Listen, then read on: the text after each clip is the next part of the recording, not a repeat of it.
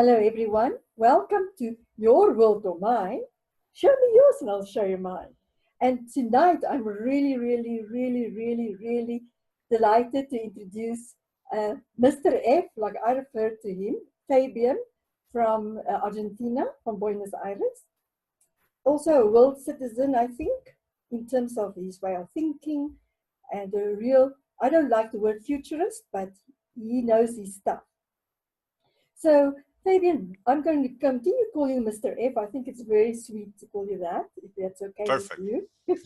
Perfect. It just sounds like, actually I should say senor, isn't it? Yes. Yeah. And I wouldn't like to be called Super F. Just Mr. Just Mr. Yeah. So welcome, Mr. F. And I'm really curious. You know, I come from another planet and another reality. And this is my first visit here on this planet.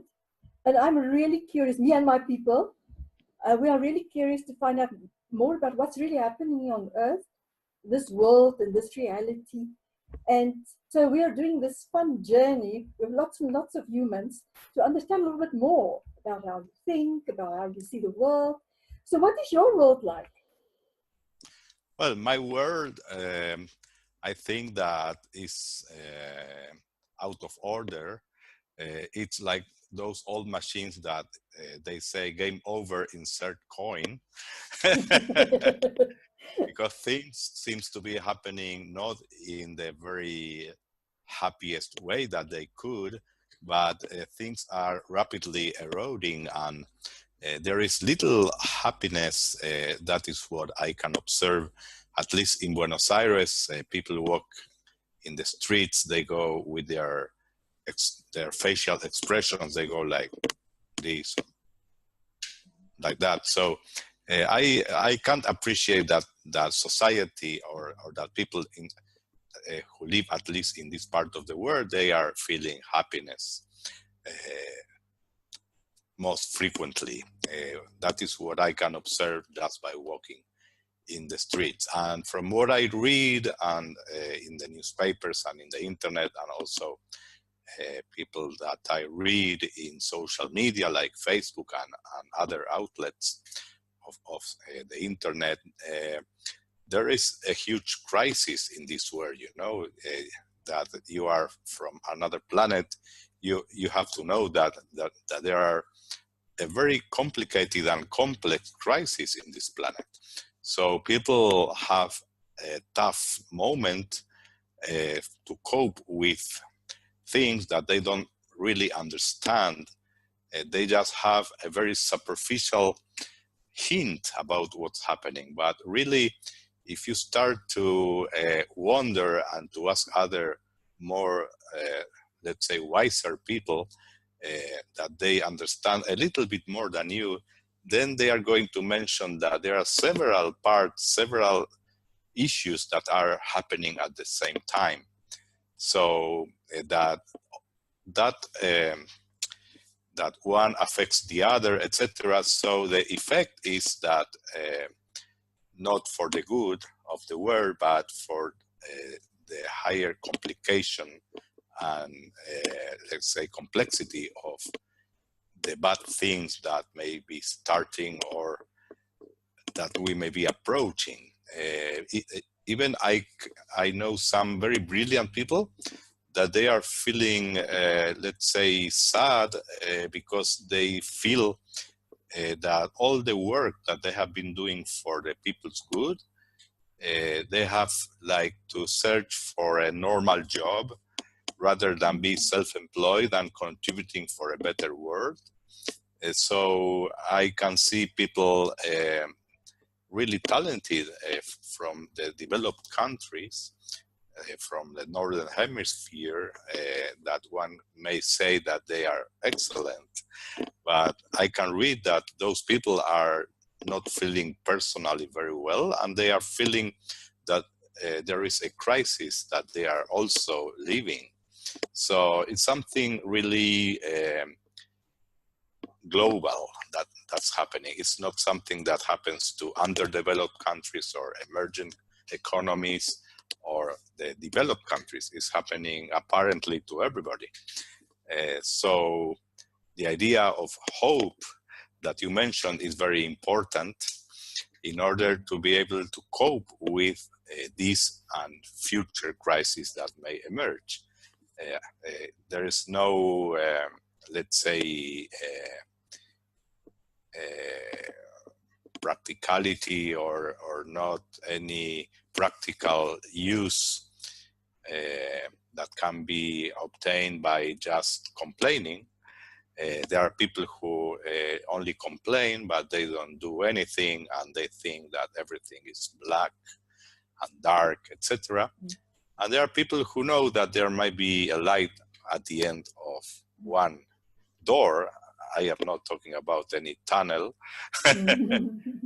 So the world isn't an easy place to be, but people are still doing things. So that's the message that I want to tell you, alien visitor.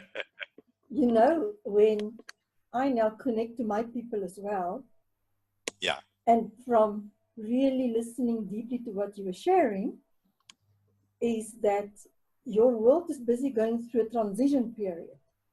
Yes. And we look back in history and her stories, all those. For the ones who's part of it, who's in between, it can be very traumatic. And you're saying there's all these amazing people, brilliant people doing amazing things, but they really struggle to thrive because it seems they don't have the right support structure.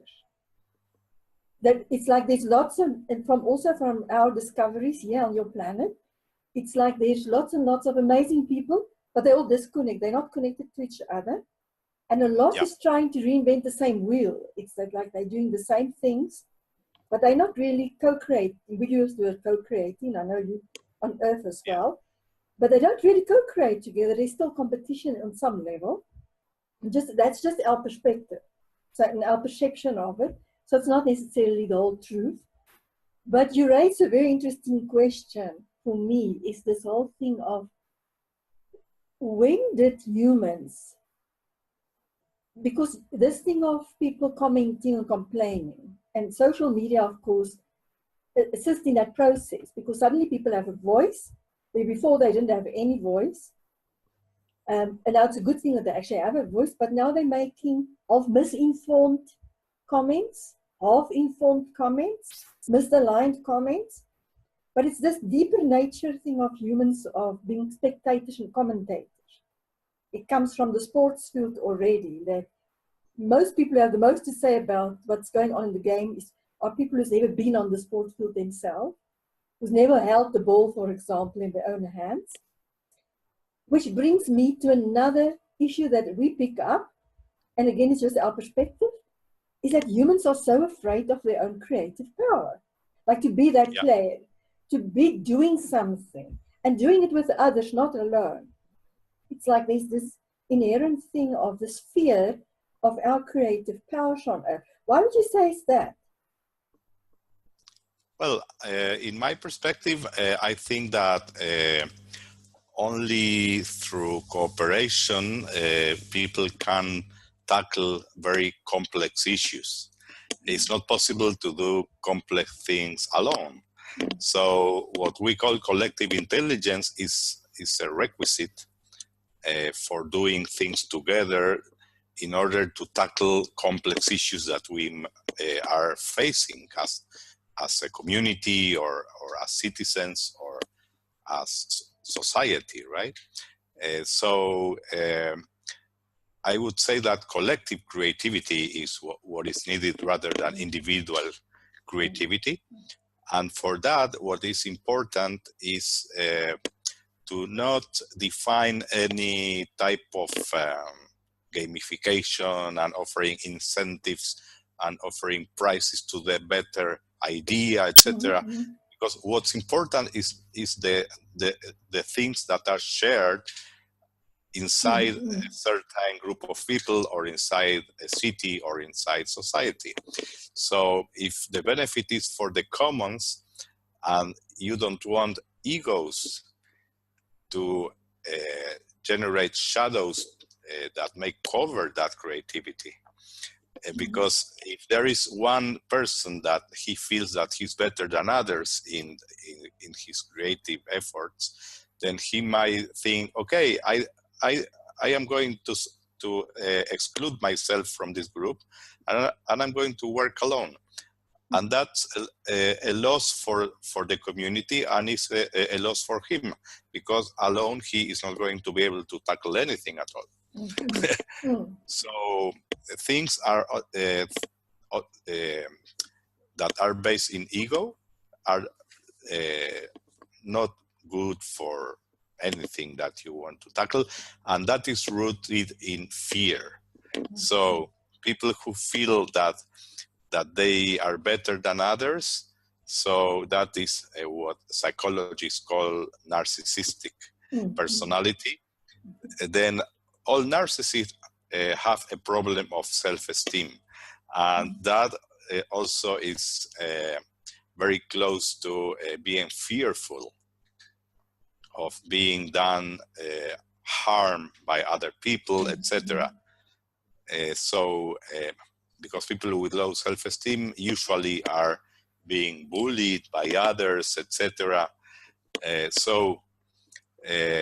Sorry for the psychological rant, but I think that is very proper to share here.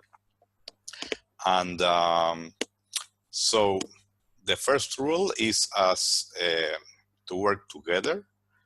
Then to realize the creative potential is very interesting. To realize it, not only to build it as a capacity, but to convert that capacity into things that might be very conceptual, or might be tangible things, new products, new services, or new experiences for a community. It can be even a film, or it can be a theater play, wherever. It can be new music. So any cultural thing that is created is also very valuable. It's not only that one has to create or to sell more stuff in order to have more money. So there are things that are not measured by money. So the results that creativity applied can be expressed not only in runs, but it can be expressed in many other types of expressions of value. So that is another interesting thing that I may add, because in the current economy, you know, I don't know if you as an alien, you know that here in planet Earth, many people are still with the mindset that the only thing that has value is money. So, but that is proving not enough for understanding happiness, for instance. There are things that money cannot buy. So, for instance, how would you value a hug? You cannot assign monetary value to a hug. You cannot assign monetary value to friendship. You cannot assign monetary value to culture, right? So there are things that are very important, are very transcendent for people, for groups, for companies, for high schools, for society, that cannot be measured and cannot be related to money. But without them, it's very difficult to live happily and to feel a bit of happiness, at least, or happy moments. So creativity, okay, applied better. And if you want to quantify or measure it, try to think of different ways of exploring the value that creativity applied offers. Not only let's say units of stuff that is being sold, not the money related to that, but other things that cannot be measured. and that seems to be very important for society. Yeah, you're raising a lot of interesting points here. Sorry for that. No, that's wonderful.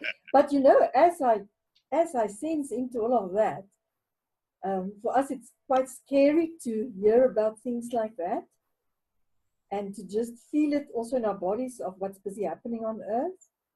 And the first question that arises for me from that, what you just shared, thank you for that, is that we believe a lot in working with the ones who has come more recently. So we don't even use the word young people and old people.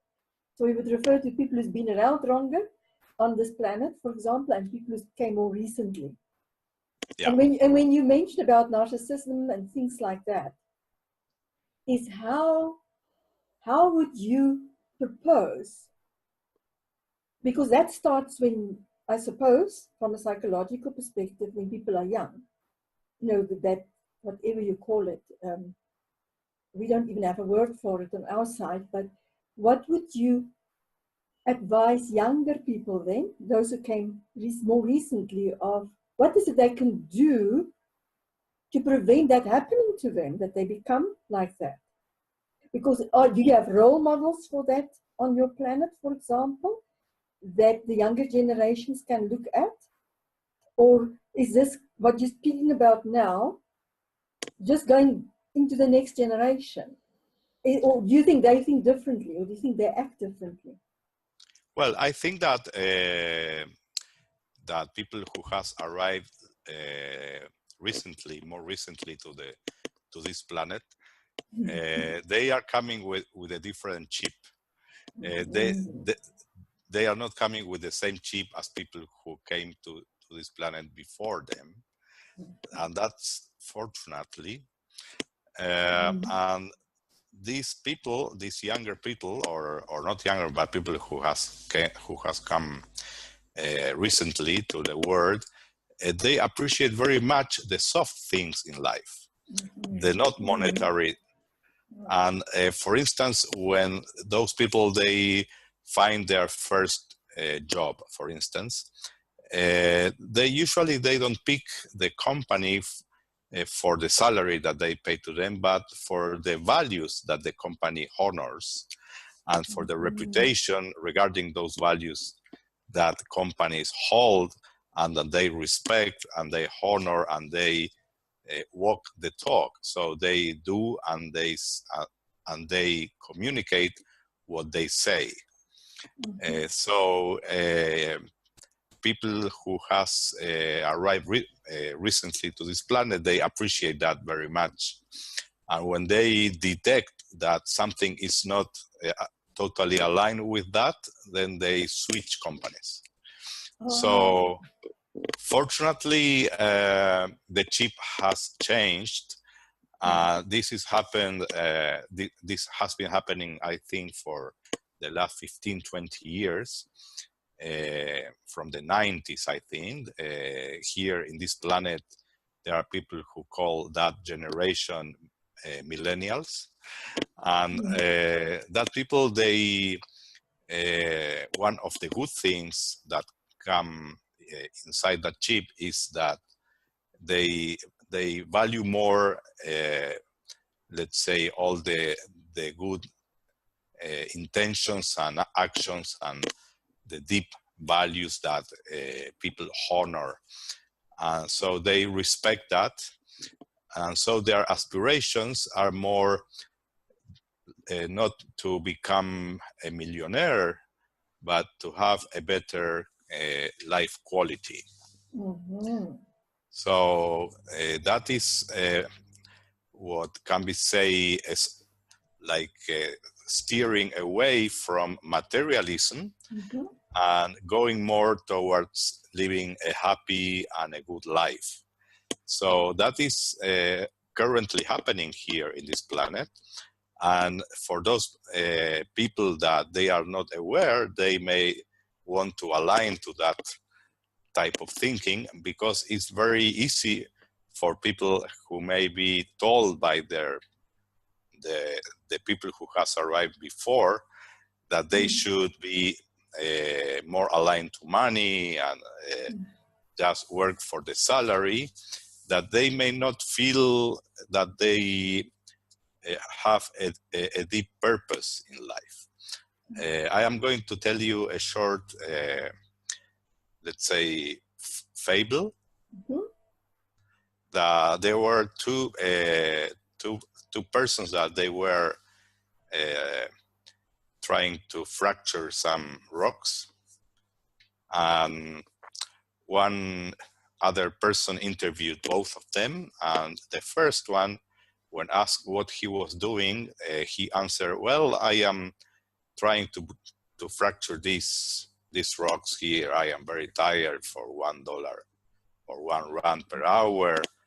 I am very tired. And when the other person was asked, he was very happy, and he answered, well, I am helping to build a cathedral. So depending on how do you perceive which purpose are you serving to, then you are going to experience life in a different way. So that is what I can say as a nice fable for inspiration for younger generation. Which of the two persons would you like to be?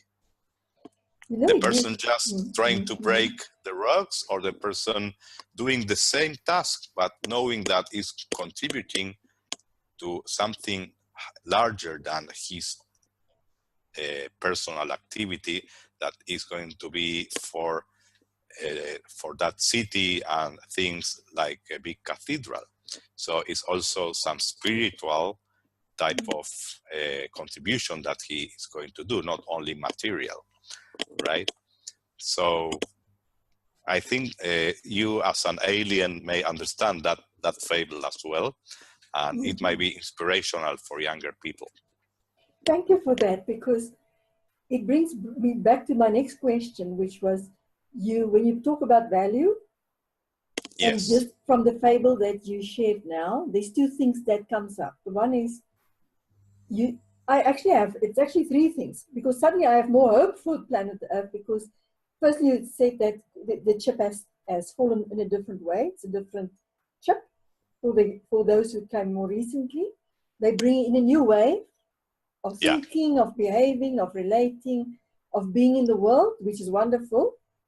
Yeah. So they're stirring things currently. I think that's why you might perceive so much perceived chaos in the world currently, from our perspective and our understanding.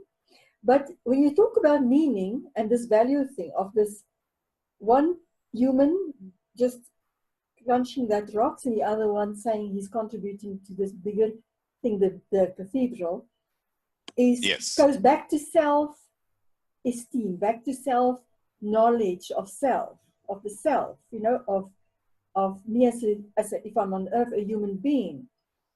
Because if I'm simply just doing this activity like day in and day out, without any aspiration of contributing to something much bigger than myself, I'm going to get at some stage disgruntled, because either the boss is not paying me enough money, or he's treating somebody else better than me, or whatever it might be.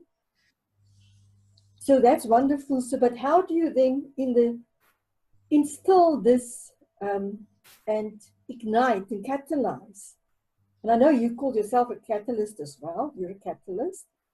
How do you catalyze that switch of thinking and behaving and reacting and acting into the world from purely like profit-driven, money-driven materialism to this more value, meaningful way of living? How would you catalyze that in the ones who came recently? How would you inspire that?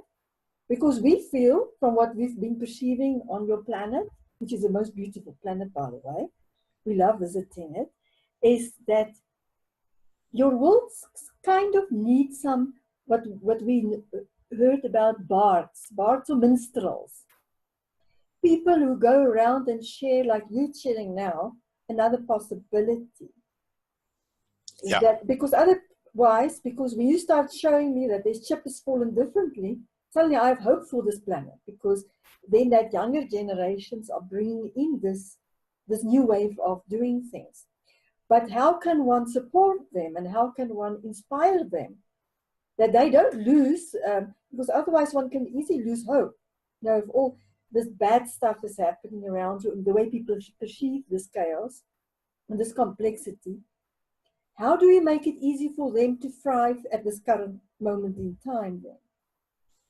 Well, as a catalyst, I would first of all arrange a team composed by people from all generations, and have all of them design some activities that are purposeful. And then invite people like to a garden with presentations about each of those activities. And that is going to create some pool for young people and not so young people to, let's say, intermingle and interact, pulled by the same activity that is more purposeful than just doing some very trivial thing. And so why including young people in the design? Because they are the ones that we want to inspire. And so if we just try to guess what is going to attract them, then we may have to perform many cycles of failures and redesign, etc. So if we do inclusive design of those activities, and then we just go to another place and expose those activities, like in a garden, so younger people and not so young people, they can walk through that garden, and they are going to experience and to feel the fragrances of the different parts of the garden, and to see the textures, and to decide which of all those, if any, are attractive to them. And I suspect, as they have been participating in the design, that many of them are going to be attractive. So rather than trying to impose things on them, I would suggest involving them in the design of something that is going to attract them. Not you have to do this, you have to do this. Otherwise, it wouldn't be a catalytic effort. It would be just a prescription, like a doctor says, you should take this medicine in order to feel better. So that wouldn't be a catalyst effort. So the best metaphor from being a catalyst is like being a gardener. So it's to create conditions, to create the context with the attractors, with the different flowers, plants, trees, etc., that may prove attractive to people that you want to offer good things to them, but not selling those things to them, just by attracting them with the flavors, the fragrances, the flavors of the fruits of the garden, etc., right? So that would be my suggestion to how to inspire them, because that would trigger what is called intrinsic motivation. That is the most difficult thing that you cannot impose externally. So people think that they can influence just by offering things, by imposing things, by prescribing things. Okay, next week we are going to do this activity because we believe that is going to be good for you.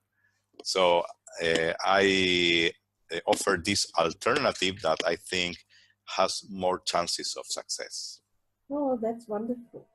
No, we don't even have on our planet word called selling. No. We don't we don't even have a word like that. And what you're describing, the garden, yeah, we truly believe that nature, we also have beautiful nature like you, informs us. And you also mentioned something else that we really love to do on my planet, which is called tapping into the collective intelligence. And we also have very fun ways, like you just described, your process that you just described. We also have fun processes like that to get them to engage, to be part of it, to really be involved. And they're not there against their will, and it's free will, So it's an invitation rather than saying you have, like you say, you have to do this, you have to come and participate in this. And that also creates gravity. So it brings people towards you, like you say, it's like a magnet. So rather to inspire is to catalyze inspiration. And inspiration, if you, on our planet at least, inspiration is, and it goes back to your cathedral, by the way. It's one perspective of looking at inspiration, and the experience of inspiration is, like you say, it's that intrinsic motivation. But for us, motivation and inspiration is for us two different things. Yeah. And when somebody, a human or one of our aliens, understand that inspiration comes from within yourself, so it is intrinsic, like you say. But if you just think about the word, it comes from a Latin word which means breath of life. Yeah. So it comes from within. This breath doesn't come from externally. I'm waking up every morning with breathing naturally, spontaneously, if I'm healthy, if I look after my body, if I sleep enough, if I eat properly, all those good things. But in the end, it's spontaneously. And when one make a connection that fire, it's like fire inside of yourself, but you don't have to be afraid of fire. We know humans are terrified sometimes of just the word fire, but it is like a flame inside of us.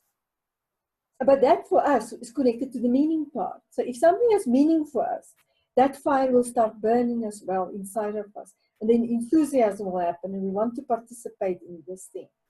But for us, how we make that possible or facilitate it, not make it possible, we facilitate it is to take people through fun experiences from all different, where they came before or more recently, where they can experience themselves, this fire inside of themselves.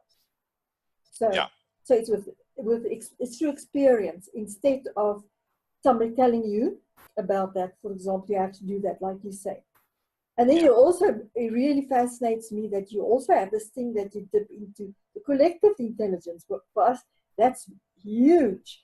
That from my planet, I can tap into your planet's wisdom. For all your 8-9 billion people on your planet, and all the wisdom collectively that's been there through all time. We don't have a thing like time, but through all time.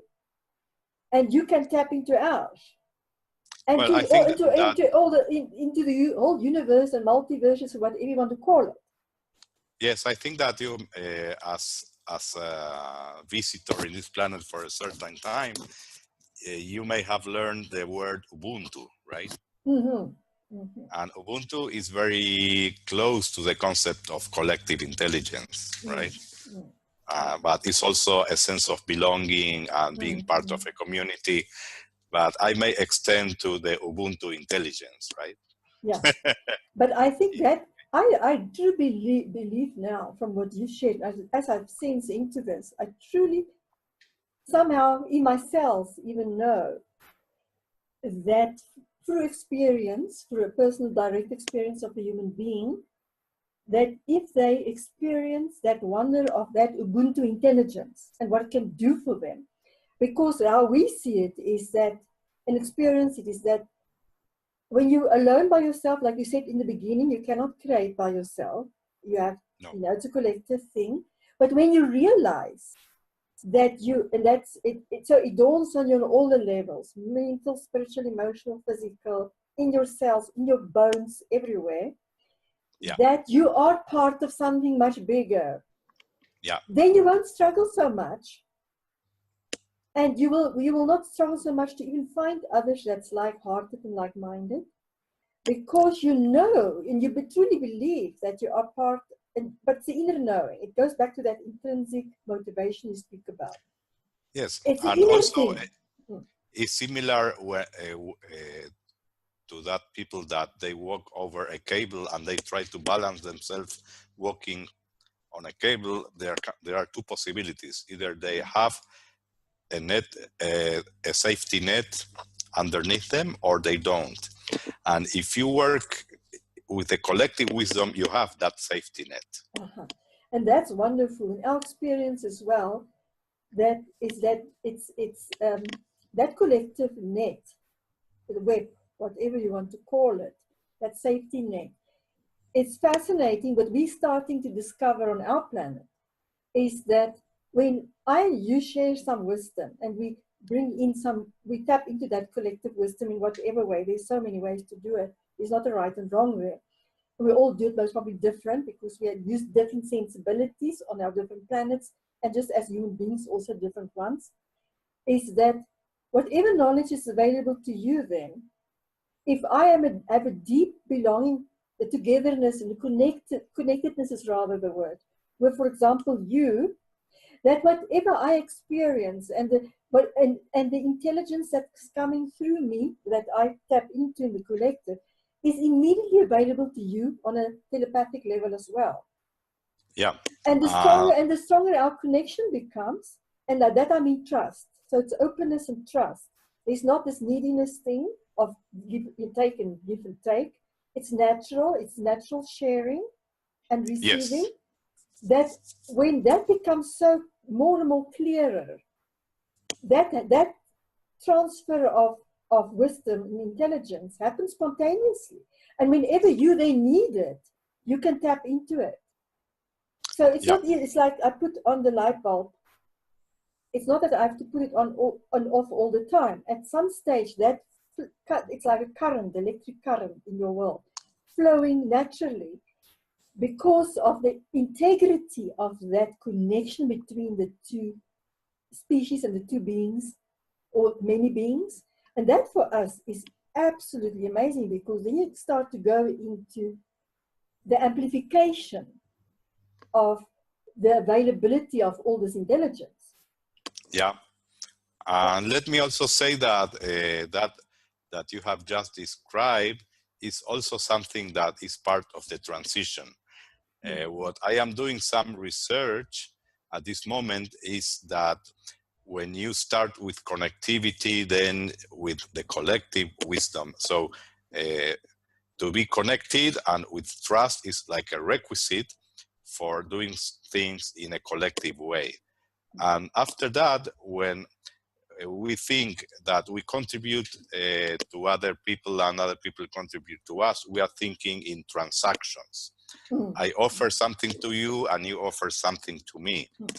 But in fact, what may happen if we think with another type of lens and we are in a commons or in a common place that we call a space, and we are like rocks or little stones in a pond that create some ripples that are our contributions, and that they are not particularly aiming to a specific person, but contributing to the whole space. And so does every single person inside that space. So let's think as if it was like a small group of 8-10 people with the same purpose, with the same meaning in their heads, and all of them are co-creating value. They are co-generating value, but not in a transactional way. They are contributing with all those value ripples that they serve to the commons. They all serve the same purpose.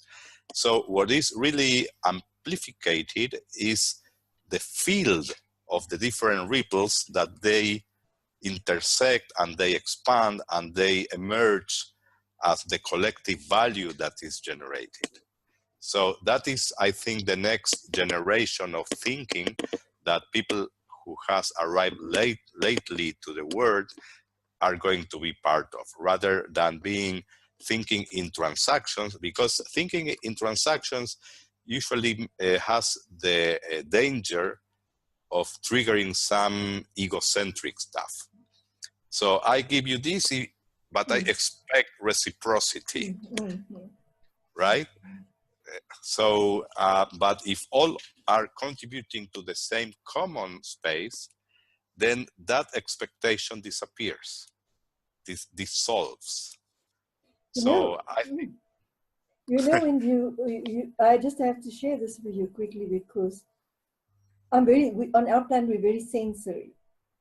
So when you share something, my body responds to it. Yeah. And it's very interesting when you were sharing about the comments. Yeah. And the ripples, that my body started feeling expansive. It's like I'm Yeah. growing naturally. Yeah. But the moment you start talking about the transactional thing, my body started clenching in. It's like fear, don't go there type thing. Sure. So my body Sure. was, and I think with the ones who came more recently, if they can learn this type of sensibilities, they all have, and I think all humans have it too, and develop that type of abilities, they will be able to realize in themselves already when they become part of something that if it makes them expansive, yes. If they start cringing in the body, then you know this is somebody's going to want to have this transactional thing with you. And I think the technology that you have in your world is amazing. The fact that we can connect like this from my planet to your planet is even more amazing. Yeah. But there was a few good things about technology from our perspective. A lot of good things, obviously, as well, is that if we look at pictures of the 1800s, the still photographs of people, no expression, no emotion, no feeling, with the selfies now, it brings people back to themselves because suddenly people are seeing themselves for the first time really close by and they love to take the pictures. So that's a good thing. But the other good thing about this technology is that it now allows us not to only connect, but it has a downfall that you can't differentiate that easily because you're not together with a person. So when you're in this transactional type situation where somebody just wants to take from you, it happens easily online because you can't really, if you don't have the right sensibilities developed and stimulated, it's very difficult then to feel in, is this person just do they only want to have a transactional relationship with me? Or are they really just speaking the talk? Which brings me to something else. We've seen as well that a lot of people, humans currently in your transition period, they have these beautiful visions, but they still are feeling safe in the old ways. Yeah. So that's a big jump by itself for anybody to do, to really not hold on to that old systems, the old ways, because that felt comfortable and safe. So people will speak, for example, about co-creation and this ripple effect comments you're speaking about. But it's even then, because it's a transition process, they will go back into the transactional thing because it came from the past and it's so comfortable. Yes. And you were also sharing earlier that people are very sad. A lot of these brilliant people are very sad and they struggle. And then it's easy to fall back into that because you are struggling. But I also feel that if we can just give people an experience that they can feel this common thing and really understand, but I'm supported by the bigger commons. I don't have to worry now about money. It will come to me through, because I'm part of this bigger wave. It's like we like to use like you used the cathedral metaphor, the ocean and the wave metaphor. Yeah. Because it's very easy to feel like this small wave when you're busy in this transition process and not realizing, but you're part of the bigger ocean. And once you can make that connection on many levels, that I'm part of this bigger wave, like you say, this rippling in the pond. So whatever the pond experience, I experience. Whatever the pond benefits from, I benefit from. So I don't have to even think about it. I must just be me and bring whatever I bring to the commons and share openly and operate in that commons. Then I'll be looked after, in words that we would like to use. Be supported by the entire universe, not only planet Earth. And also, I have another insight to share with you, that usually in social media, it is perceived that only 1% of people, they do things inside the networks. And then there are maybe another 9% of people observing and making comments or giving likes there. And 90% seem to be apparently passive and not interested, are not contributing, are not liking. But I would offer the idea of, let's say, appreciating that 90% that are called lurkers, or people that are not being active. Because if not for them, if they weren't there, there wouldn't be people receiving all that generated value that the others are generating. Then we never know what they are sharing with other people below the water surface, right? So it's a necessary chamber of resonance, and that we even don't know. And of course, we are sure that they are learning. So that is for relieving, for offering some relief to people, that is not compulsory in a generative space to be constantly offering value. So it's okay to be sometimes quiet, apparently not doing anything, but you are learning there. And you may be sharing in other spaces things that you have learned there, even if your activity in that specific place is apparently zero, right? So that is for for infusing more, let's say, well-being into people that are participating in that kind of space. That is not an obligation to be all the time contributing, all the time offering value, because just being there is something valuable. That's what was coming up for me, is just being present there. Yeah. And you just being part of that group, that network, whatever you want to call it, the web, whatever you want to call it. It's a field. It's a field. It's a field. It's a field. Yes, it's a field. It's a unified field. Your presence there is already good enough.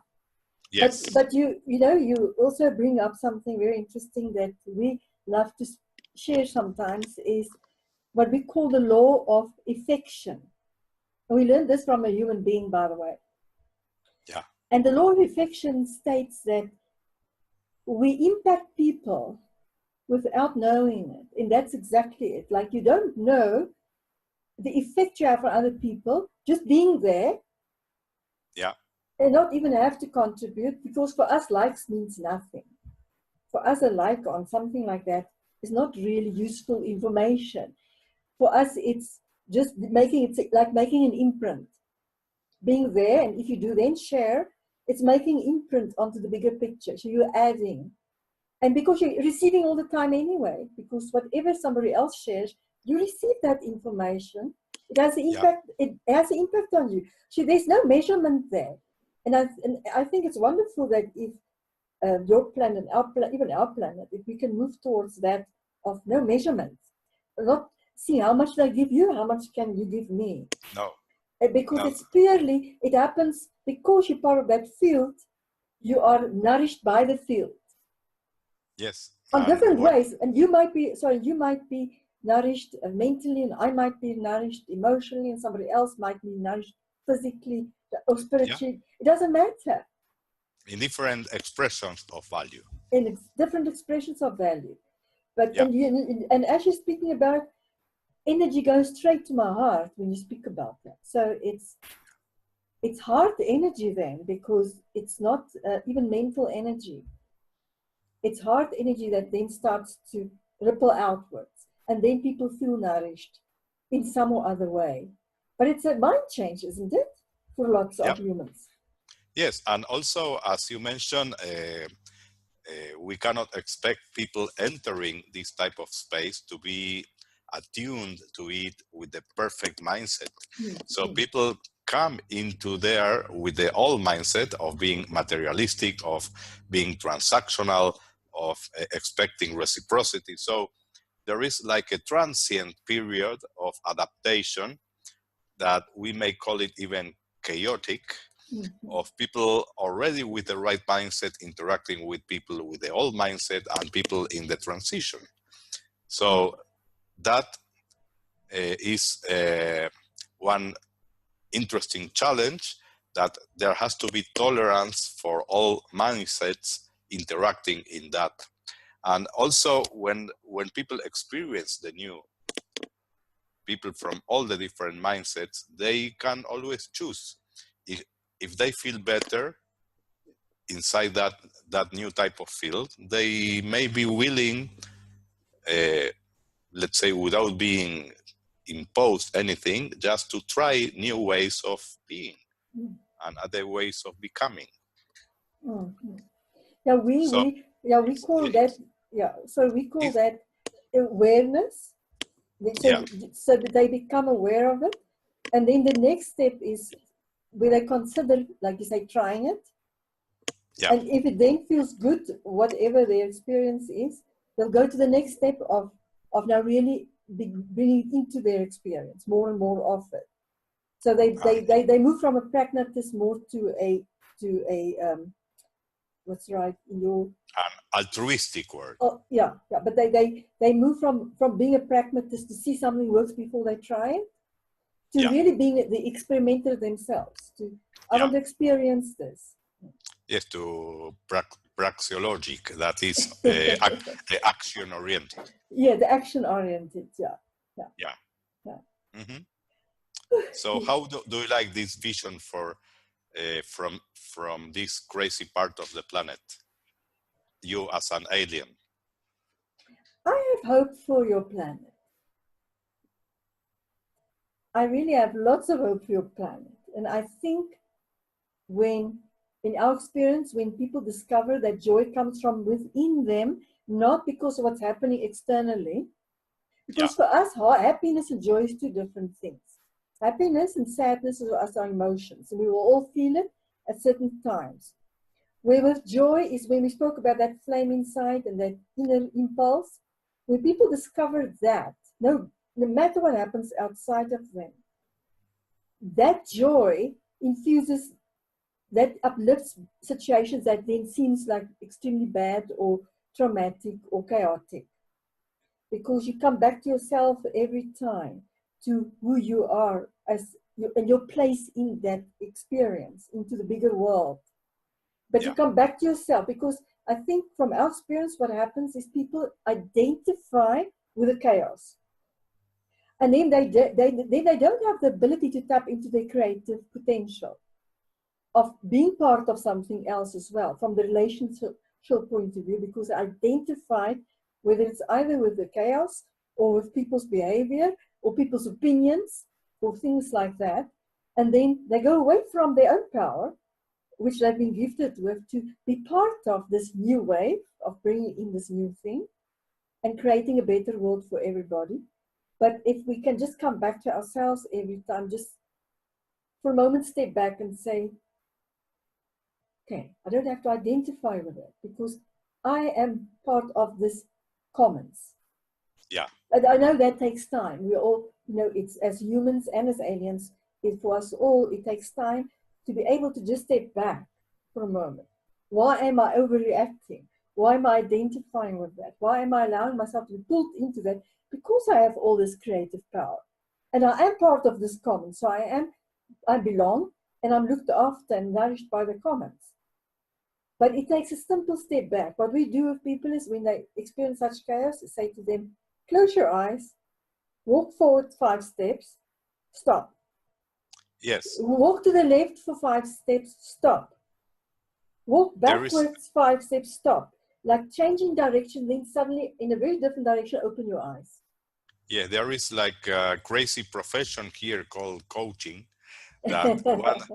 That one technique that is applied is called stop, reflect. So just stop and then reflect, right? So just stop, just think as you are not part of this chaotic reality, and then reflect, go to your inner self and reflect, how do you feel as being part of the greater commons, and that is a place full of nurturance and mutual and collective wisdom and collective value that is permanently being amplified. There is no limit to that. this doesn't follow the laws of physics, so it's constantly increasing. So there is no laws of physics that can be applied here. That physics always say that nothing can grow eternally, but this type of field can grow eternally. There is no limitation. And furthermore, with all those types of expressions of value, there are less obstacles for being, let's say, impeded to grow. So the growth engines are always functioning and are never forgotten by the field. So even past things that have been co-generated remain in the field. And things that are presently co-generated are in the field, and things that are going to happen in the future are going to be added to those from the past. So it's an ever growing field of co-generated value, rather than being even a network that is, I think, is part of the old mindset, thinking of a network, because that implies transactional viewpoint. Exactly. One node is contributing to another node, right? And there is the if I give this to you, you are going to give something similar to me or of the same value. If I give you this chair, you are going to pay for that chair to me. So it's, or if I give you advice as a professional, then you are going to compensate that in some way or another. But if people are in the same space, and all the people in that space, and that's the reason for being a requisite to be small communities, not so large, is that all members of that space, they know what other people's needs are. So that requires in a lot of trust and openness. Yes. And being able to show your vulnerability. Because there are needs that are emotional. It's not that all needs are economic. There are needs that are from love, there are needs that are emotional, there are needs that are related to the spiritual part. So there are many expressions of needs as well, not only multiple expressions of value, but also multiple expressions of needs. And within that field, all those needs can be for sure covered. Fulfilled, yeah.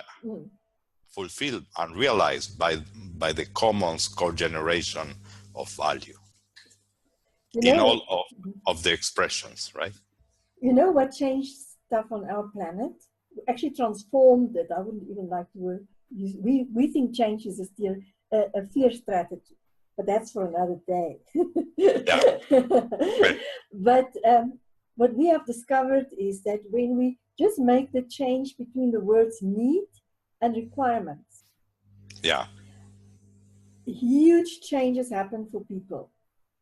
Because when, for example, say I want to do this specific project, but I need all these resources and assistance and whatever you want to call, which is still old language, but those type of things, I need that. I'm going into a lack phase. Because then I start to act, I don't have it now, so I need it. So there's this thing, I don't have it, so there's a lack thing from an energetic point of view. But when we say, for me to be able to bring that to the world, I have requirements. Okay. Requirements is like to create a book. We need the paper, we need the author to write, the printers, but it's requirements. So it's very different from being in lack. It's simply the elements that's needed, that we need to create that book, for example. Yes, those may even not be elements, but types of energy, right? Types of energy. So that's again all the different levels: mental, emotional, spiritual, physical, and then into like the elements itself. But when we've discovered that, when we start using that type of language, vocabulary, language is very important.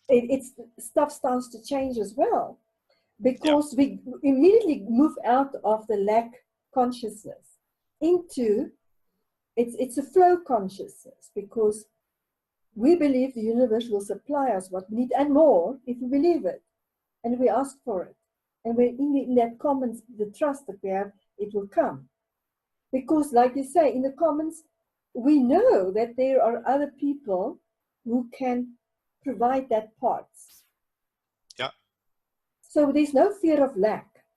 Whereas when I'm here all by myself and I must make this thing work by myself, lots of fear will come up, naturally speaking, because then I can easily go into lack.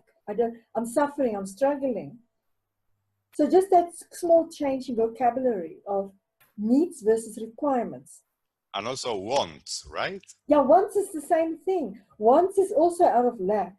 Where for us, desire is a different thing. For us, desire is connected to our willpower of this wanting inside of ourselves, for lack of another word, but it's something else. It's not that I'm grabbing for something, that's wanting it because I don't have it. Where it's the desire, is the intention actually. But it's the inner thing. It comes from inside. It's this, it's an impulse.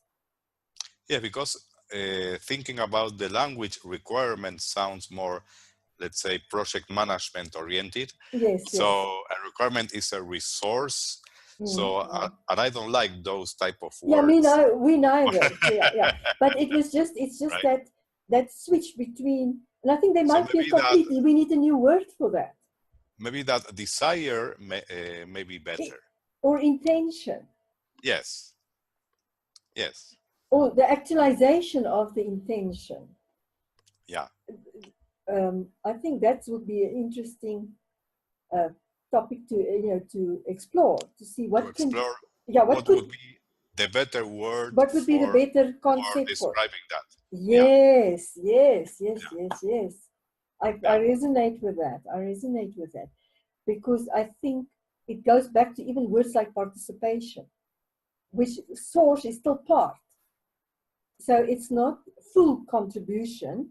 It's still, and like you say, when we talk about participation, it can be you're just there. Yeah. But you get people who just want to take as well. They're not willing to share into the commons either. They just receive.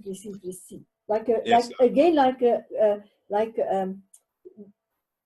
what's the right word now in terms of material? What is called a free rider. Yeah, it's a free rider.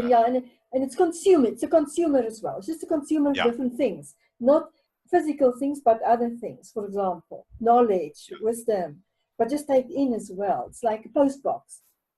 Just taking in more, but the post doesn't go out. It's something like that as well.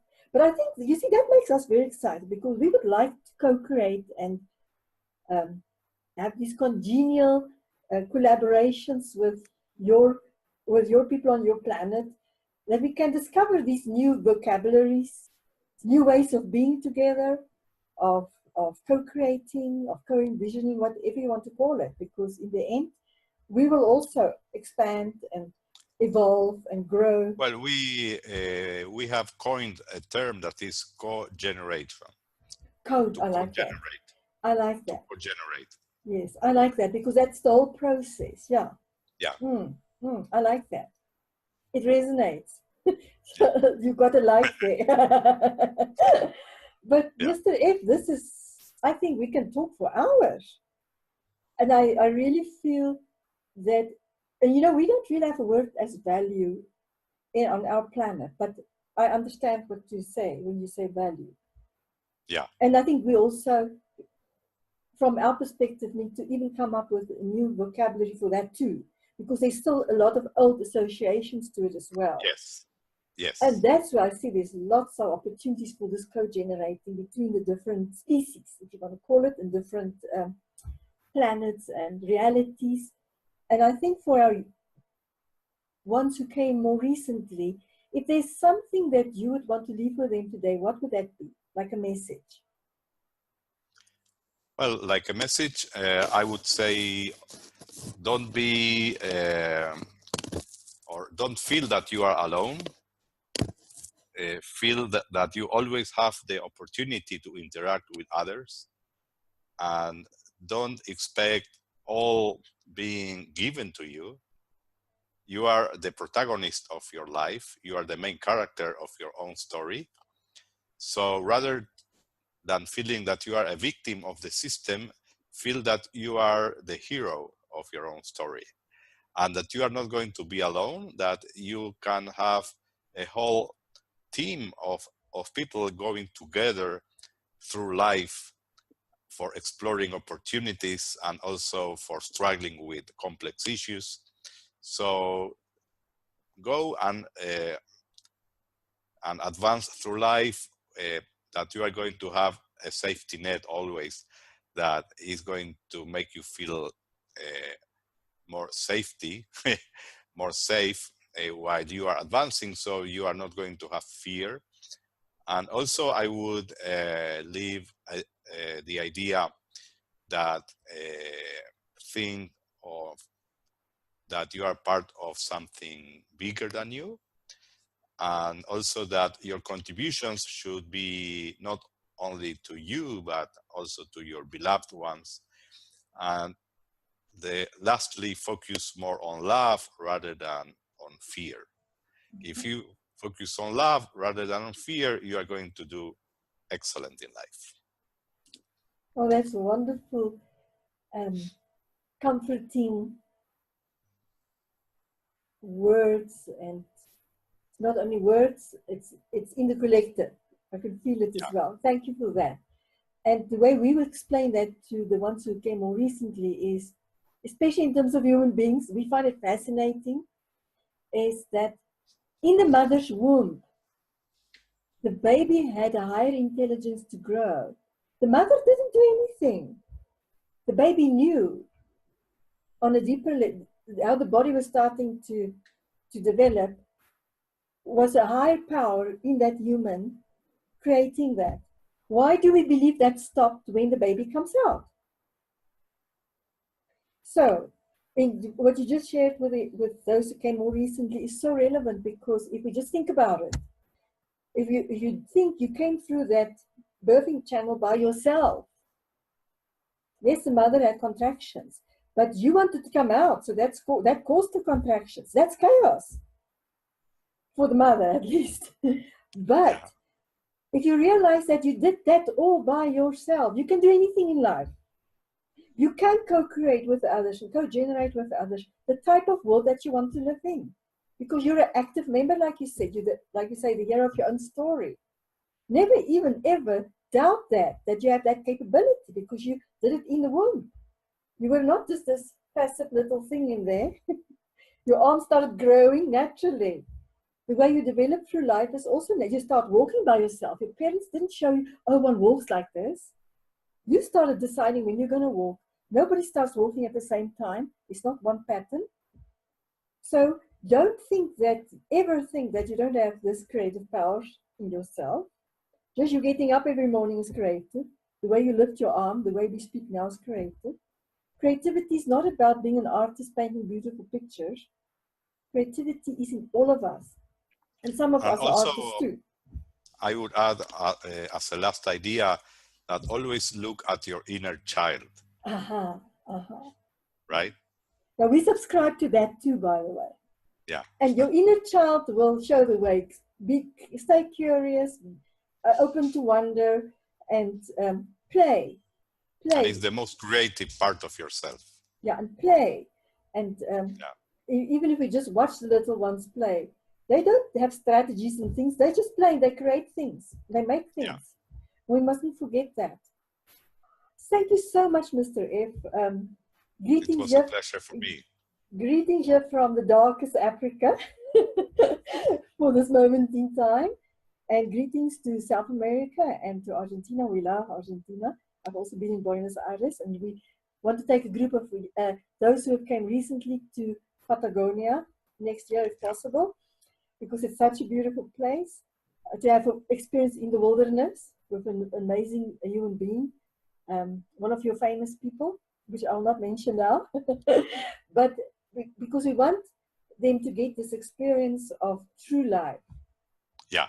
And this ripple effect that you're speaking about, that they can, in different parts of the world, have that experience themselves.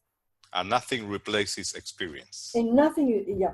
I think I shared the other day with somebody who joined me in one of these podcasts as well, and saying, if you want to know, you have to go. Yeah. You can be a second-hand experiencer of life through others' lives on social media and reality shows, all sorts of things. But it's only when you do it yourself that you discover what's really going on in other parts of the world, but also what's possible. So never be afraid to take that step. Every journey starts with the first step. Sure. So thank you, Mr. F. We really appreciate you being here and everybody who's experiencing this with us. At the end of this podcast, you will have access to Mr. F's details. And if you want to contact him, I'm sure he will not mind engaging with you. At any moment. Yeah, and he is a catalyst and he is a co-generator. So if those things excite you, please feel free to reach out to him. He's an amazing man. He's very supportive. I can tell you my own experience of how he's been supportive of us, of our visit here to your planet. It's been tremendous. Thank you, Mr. F.